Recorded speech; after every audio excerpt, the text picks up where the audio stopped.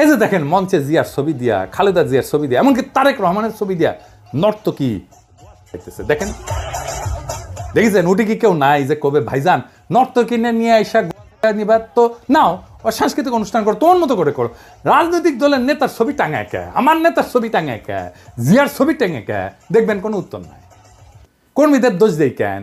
খোদ তারেক রহমানের সভায় বিএনপির শীর্ষ নেতাদের উপস্থিতিতে ওখানে তো নর্তকী আনতে পারেন না, কিন্তু ওই নর্তকীর মতো একজন আনছে রোবায়েত ফেরদৌস, জিয়া বন্দনা করিচ্ছে। দেখেন, আপনারা জানেন আমি বিএনপির নানা ইস্যু নিয়ে আলাপ করতেছি, বিএনপির রাজনীতির সাথে আমার দ্বিমতের জায়গাগুলো তুলে ধরতেছি। বিএনপির অনেকে বলতেছেন যে আপনি জামাতের কথা বলেন না কেন, অনেকে ভাবতেছেন ক্যানপি নাকি বিএনপির পিছে লাগলো, ওই যে ওইটার মতো, ওই যে কইছিল না হানিফের পোলা বারবার শুধু আমারই পিছে কেন, এই যে শুনেন।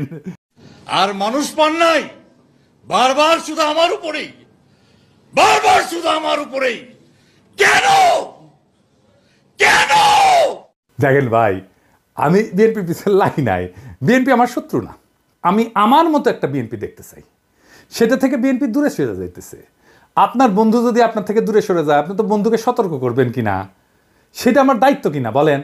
আপনারা চিন্তা করে দেখেন, আওয়ামী লীগ যখন ক্ষমতায়, আমার তো আওয়ামী লীগ করাটাই সবচেয়ে স্বাভাবিক ছিল, তাই না? আমার অ্যাডভান্টেজও ছিল তো, নানা অ্যাডভান্টেজ ছিল। আমি আওয়ামী লীগের যা যা ক্ষতি করছি দল হিসাবে, আমারে তার নিজের দলে নেওয়ার দরকার নেই, আমারে খালি থামাই চুপ করে রাখতে পারলে তাদের অনেক লাভ হইতো, ঠিক কিনা বলেন? ঠিক একইভাবে আমার তো এখন বিএনপি সমালোচনা না করে সাপোর্ট করে গেলে খুবই ভালো হইতো, আমার জন্য ব্যক্তিগতভাবে ভালো হইতো, তাই না? শীর্ষ নেতার সাথে আমি খুবই ভালো ব্যক্তিগত সম্পর্ক আছে, এখনো আছে।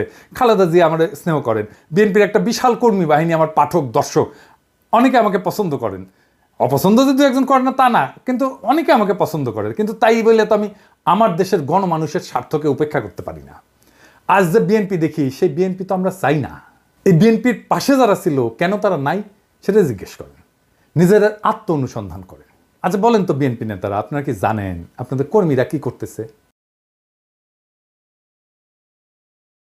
আপনি কি বিএনপির কর্মীদের কোনো পলিটিক্যাল কাজে এনগেজ করতেছেন? বাংলাদেশের রাজনৈতিক সংস্কৃতি না বদলাইলে তো বিপদ।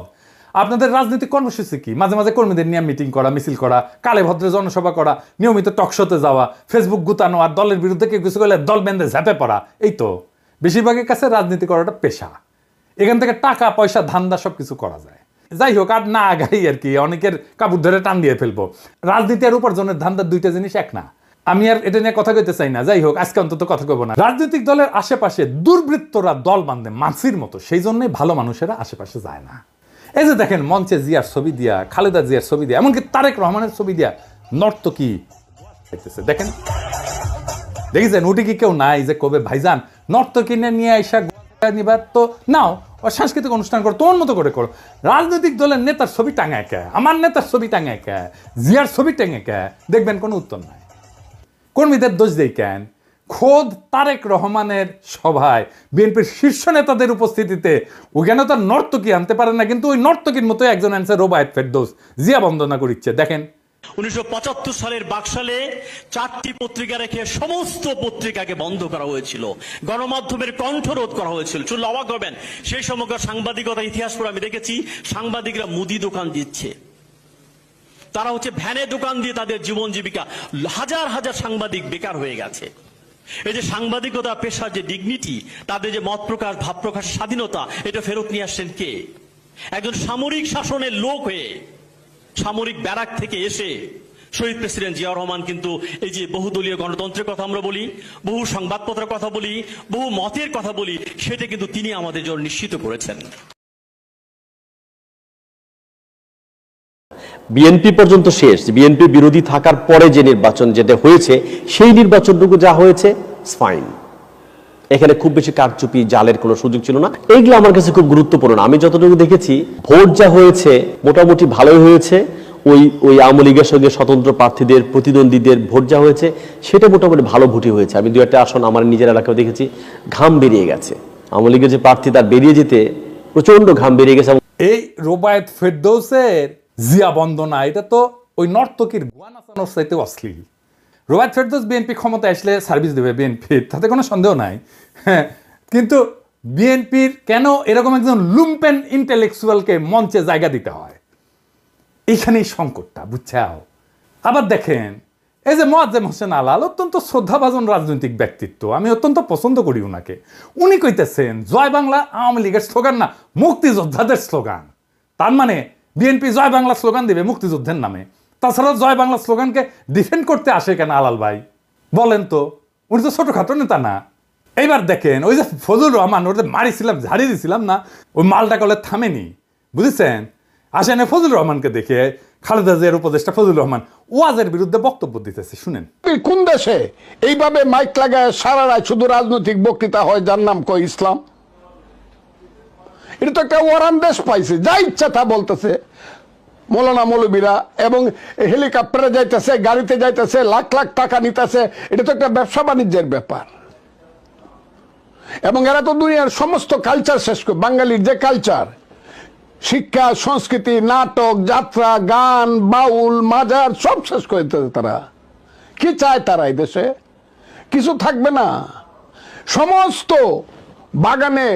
তার কণ্ঠে তো সেই নাস্তিকদের প্রতিধ্বনি, তার কণ্ঠে তো সেই বামেদের প্রতিধ্বনি, সেই ফেরাউন নমরুদের প্রতিধ্বনি। এইসব হইতেছে কি চারিদিকে? কি হইতেছে দেখে মনে হইতেছে না যে আওয়ামী লীগ আমলে যা যা শুনতেন, যা যা শুনতেছিলেন, এখন বিএনপি সেটাই করিচ্ছে।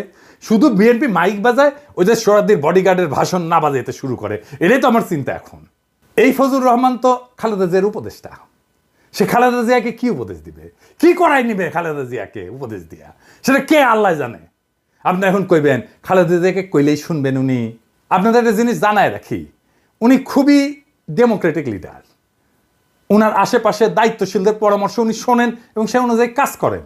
উনি বোঝেনও যদি যে কাজটা করা উচিত না, তারপরে উনি করেন এটা। খালেদা জিয়ার লিডারশিপ কোয়ালিটির এটা একটা গুরুত্বপূর্ণ দিক, যে উনি ডেমোক্রেটিক্যালি সিদ্ধান্ত, ওনার নিজের সিদ্ধান্ত যদি এটার বিরুদ্ধেও হয়, তারপরেও দলের লোকেরা, অন্যান্য দায়িত্বশীলরা যেটা বলবে সেটাই উনি করবেন।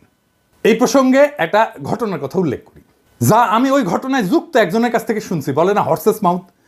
বিষয়টা জানলে আপনারা বুঝবেন কেন আমি ফজলুর রহমানের এই অ্যাটিটিউডে বিচলিত হচ্ছি। গল্পটা আরেক ফজলুর রহমানকে নিয়ে, বীর ফজলুর রহমান, বিডিআর এর জেনারেল ফজলুর রহমান। আপনারা ওনাকে চেনেন, রেসপেক্ট করেন, কিন্তু আমি জানি না যে ওনার সমস্ত কীর্তি, ওনার সমস্ত গৌরব এটা জানেন কিনা। উনি মুক্তিযোদ্ধা ছিলেন, উনি মাদ্রাসা পড়া ছাত্র কিন্তু ব্যাকগ্রাউন্ডে, এবং বিডিআরে থাকাকালে তার নেতৃত্বে 2000 সালে বাংলাদেশ এবং মায়ানমারের মধ্যে একটা যুদ্ধ হয়েছিল, নাভ যুদ্ধ বলে। বাংলাদেশের একজন সেনারও মৃত্যু হয়নি, কিন্তু মায়ানমারের 650-র উপরে সৈন্য নিহত হয়েছিল। মায়ানমার পরাজয় মেনে নিয়ে শান্তি চুক্তি করছিল। 2001 সালে ভারত একটা জায়গা জোরপূর্বক দখল করে নিয়েছিল, সিলেটের পাদুয়ায়। এটা উদ্ধার করে 72 সালে এটা দখল করছিল। 72 থেকে 2001 সাল পর্যন্ত বিএসএফ এর দখলে ছিল ওই অঞ্চলটা, বাংলাদেশের ভূখণ্ড। আবার 2001 সালে 18 এপ্রিল ভারতের কুড়িগ্রাম জেলার রৌমারী উপজেলায় বড়বাড়ি বিডিআর ক্যাম্প দখলের জন্য বাংলাদেশের অভ্যন্তরে বিএসএফ আগ্রাসন চালায়। উনার নেতৃত্বে বিডিআর বাহিনী অনুপ্রবেশকারী বিএসএফ এর দলকে পরাজিত করে এবং অনেক বিএসএফ এর জওয়ান মারা যায়। এবং বিএসএফ ওই ঘটনার জন্য এই জেনারেল ফজলুর রহমানকে বিশেষভাবে দায়ী করে। উইকিপিডিয়াতে একটা ঘটনা লিখিছে, ওই যে ফজলুর রহমানের কে নিয়া, সুপু আছে না, ওই যে সুপু প্রেসিডেন্ট, বিএনপি প্রিয় প্রেসিডেন্ট আর কি। ওই যে 1975 সালে 20 আগস্ট সোহরাওয়ার্দীর বডিগার্ডের জয় বাংলা করে দেওয়ার প্রতিবাদ করতে গিয়ে গ্রেপ্তার হয়ে জেলখানা নিয়ে যাওয়া হয়। সেখানে সে লিখিচ্ছে ফজলুর রহমান নাকি তার লাঠি মারতে মারতে কইছিল, এই বেটা তোর বঙ্ক বল্টু কোথায়? উনি লিখিছে, উনি নিজে লিখিছে, উনি লিখিছে উনি নাকি পাকিস্তানি ফেরত সামরিক অফিসার। এটা সুপুর নিজেই লিখিছে, তবে এটা ভুল। আমি জেনারেল ফজলুর রহমানকে জিজ্ঞেস করেছিলাম যে ফজলুর ভাই এটা কি আপনি করেছিলেন, আমাকে পাঁচত লাথি মারিছিলেন? তো বললেন পিনাকি তোমাকে মনে হয় আমি এই কাজ করতে পারি। সুপু যার কথা লিখেছে সেই লোক হইতেছে 15 ইস্ট বেঙ্গল রেজিমেন্টের, নাম হইতেছে ফজলুর রহমান ফারুক। উনি এখনো বেঁচে আছেন কিন্তু। আর উনি ফজলুর রহমান ছিলেন 10 ইস্ট বেঙ্গল রেজিমেন্টের, এবং বরং উনারে ডেকে আনা হয়েছে, যে চুপপুরে ধরা হয়েছে, যাই উনি ছাড়াইছেন চুপপুরে। যাই হোক, উনি আর্মি থেকে কিভাবে বিদায় নিলেন এটা জানেন? আসেন সে আলাপটা করি। উনাকে বাধ্যতামূলক অবসরে পাঠানো হয়েছিল। পাঠাইছিল কে জানেন? কে জানেন? হাসিনা না, খালেদা জিয়ার সরকার। খালেদা জিয়াকে কয়েকজন জেনারেল এই বুদ্ধি দিছিল।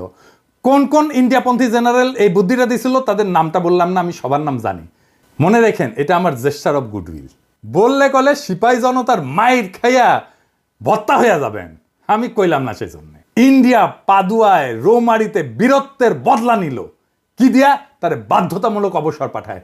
কার হাত দিয়া? খালেদা জিয়ার হাত দিয়া। কি কি যুক্তি দিছিল ওই জেনারেলরা জানেন? আসলে এদের হচ্ছে মাদ্রাসা ঘৃণা। যেহেতু উনি মাদ্রাসা ব্যাকগ্রাউন্ড থেকে আসছে, সেই জন্য মাদ্রাসা এলিটরা পছন্দ। আমি এই জন্যই এলিটদের দেখতে পারি না। ভয়ঙ্কর মাদ্রাসা ঘৃণা এলিটদের মধ্যে। ও কইছিল যে উনি নাকি মডার্ন ওয়ারফেয়ারের কিছুই জানেন না, উনি মাদ্রাসা ব্যাকগ্রাউন্ডে। জেনারেল ফজলুর রহমানের মতো গৌরবজনক লড়াইয়ের ইতিহাস কয়জন জেনারেলের আছে বাংলাদেশ সেনাবাহিনীর?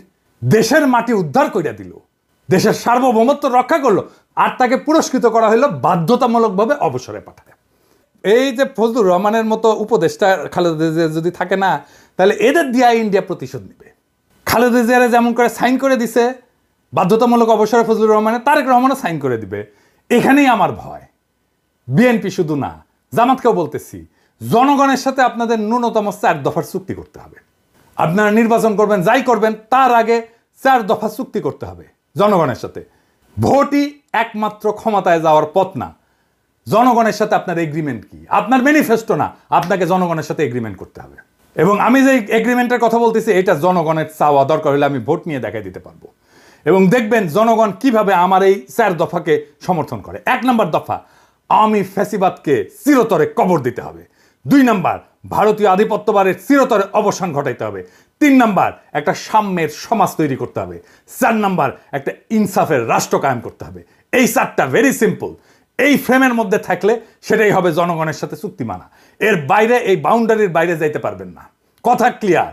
আমাদের ঠেকানোর চেষ্টা করতে পারেন, আমরা সর্বশক্তি দিয়ে আমরা বাধা দেওয়ার চেষ্টা করব।